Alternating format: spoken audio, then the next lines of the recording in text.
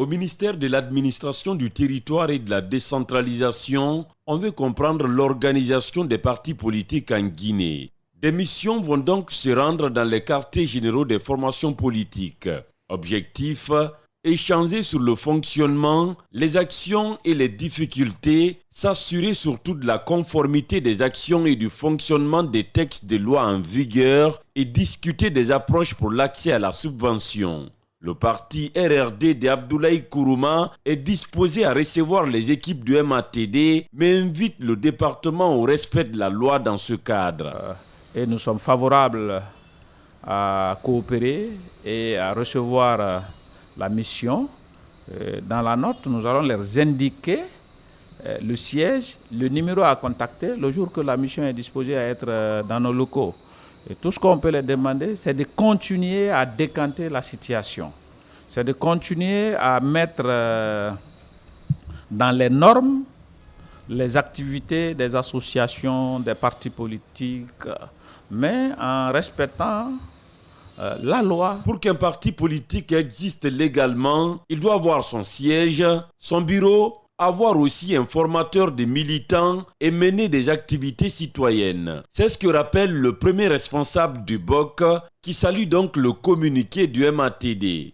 Si aujourd'hui maintenant le ministère décide d'aller, c'est-à-dire appliquer cette disposition de la Constitution, nous ne pouvons que féliciter le ministère et les encourager tout en les mettant en garde. Il ne faut pas que ça soit pour un autre but, pas pour un but politique, politicien, mais un but de politique participative.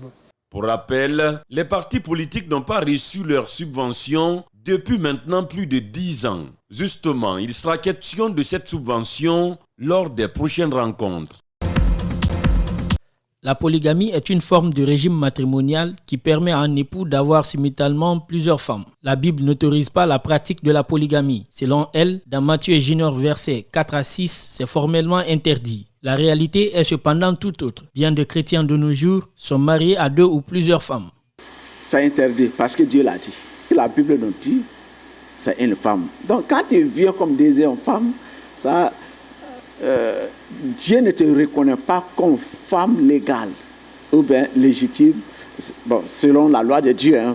Si la Bible est formelle, d'où vient alors l'autorisation pour chrétiens d'être polygames? La réponse dans les coutumes. Ceux-ci fondent en effet leurs argumentaires sur la tradition. Mais pour ce pasteur assistant, ils sont dans l'ignorance et ne peuvent en aucun cas être des fidèles chrétiens. L'ignorance tue.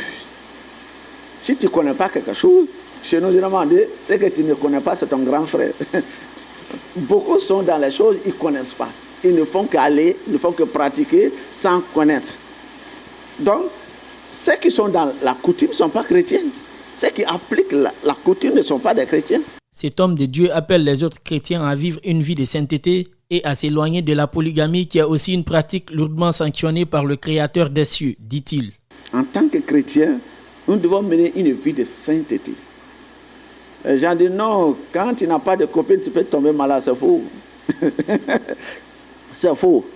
Je vois des gens jusqu'à l'âge de 30 ans, des filles qui ne connaissent même pas, qui ne se sont jamais couchées avec un homme. La pratique de la polygamie a une conséquence dans la religion chrétienne. Dans le chapitre 6 du verset 9 au verset 10 de Corinthiens 1, il est à lire que la polygamie est considérée comme l'adultère et les pratiquants n'auront pas accès au paradis. Contrairement à la religion musulmane donc, où la polygamie reste autorisée si l'époux a la possibilité d'entretenir les femmes sur le même pied d'égalité.